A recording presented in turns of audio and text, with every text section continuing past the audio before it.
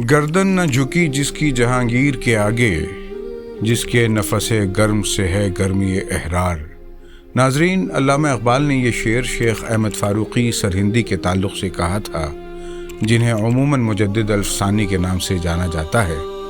آپ نے اس وقت اسلامی عقائد کی اصلاح کے لیے آواز بلند کی جب مغل بادشاہ جلال الدین محمد اکبر کے وضع کردہ دین الہی کے نام پر سینکڑوں درباری مولویوں کی جانب سے مسلمانوں میں شرک و بدعات کی راہیں ہموار کی جا رہی تھیں۔ سلطنت مغلیہ کے سب سے طاقتور بادشاہ کے خود ساختہ مذہب کے خلاف کلمہ حق بلند کرنے کی جرأت کے مظاہرے پر ہی شیخ احمد سرہندی مجدد الفسانی کہلائے۔ اس پرآشوب دور میں آپ نہ خود دین محمدی پر قائم رہے بلکہ دین الہی کے رد میں تحریک چلائی اور درباری مولویوں سے مناظرے کیے۔ شیخ احمد سرہندی کی کوششوں کے نتیجے میں آپ کے ساتھ ایک بہت بڑا حلقہ وابستہ ہوا۔ آپ کے مریدوں کی تعداد میں شب و روز اضافہ دیکھ کر بادشاہ وقت بھی تشویش میں مبتلا ہو گیا تھا۔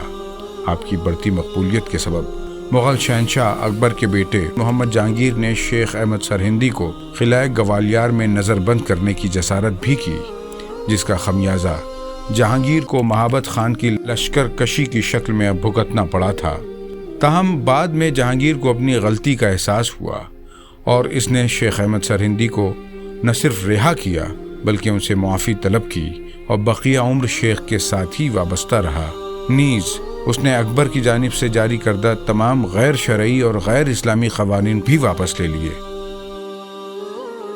شیخ احمد سرہندی کی پیدائش 14 شوال 971 ہجری کے روز صوبہ پنجاب کے علاقہ سرہند میں ہوئی۔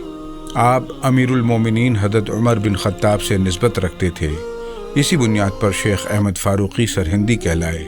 آپ کا سلسلہ نسب 31 واسطوں سے حضرت عمر سے جا ملتا تھا۔ آپ نے زمانے کی روایات کے مطابق ابتدائی تعلیم اپنے والد شیخ عبدالاحد فاروقی سے حاصل کی۔ بعد میں حضرت مولانا کمال الدین کشمیری سے معقولات، حضرت مولانا شیخ محمد یعقوب کشمیری سے علم حدیث کی بھی تعلیم حاصل کی۔ آپ کچھ عرصے تک لاہور اور سیالکوٹ میں بھی رہے، لیکن سرہند کے بعد آپ کی زندگی کا ایک بڑا حصہ دہلی میں گزرا۔ آپ 36 برس کی عمر میں دہلی تشریف لائے اور سلسلہ نقشبندیہ میں شامل ہوتے ہوئے حضرت خواجہ باقی باللہ کی شاگردی اختیار کی۔ اس زمانے میں ہندوستانی مسلمان اسلامی تعلیمات سے زیادہ کرامات اولیاء پر یقین رکھتے تھے۔ علماء کرام نے اپنی تقاریر و خطابات میں قرآن و حدیث کی بجائے علم فقہ اور تصوف پر انحصار کرنا شروع کر دیا تھا۔ اس دور میں احمد سرہندی نے ابن العربی کے نظریہ وحدت الوجود کے مقابلے میں وحدت الشہود کا نظریہ پیش کیا اور نماز روزہ جیسی بنیادی عبادات کی تعلیمات دیتے ہوئے بتایا کہ حقیقی اسلام اور شریعت کے بغیر تصوف گمراہ کن ہے۔ تصوف کی اس گمراہ کن شکل کی تردید شیخ احمد سرہندی کا ایک اہم اور قابل ذکر کام ہے۔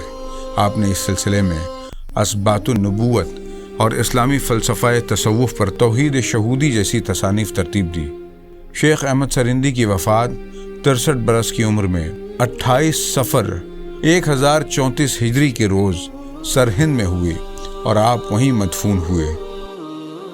شاعر مشرق علامہ اقبال شیخ احمد سرہندی سے بے پناہ عقیدت رکھتے تھے۔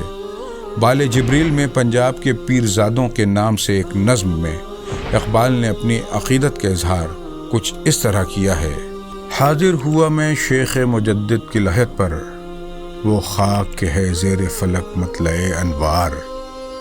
اس خاک کے ذروں سے ہیں شرمندہ ستارے، اس خاک میں پوشیدہ ہے وہ صاحب اسرار۔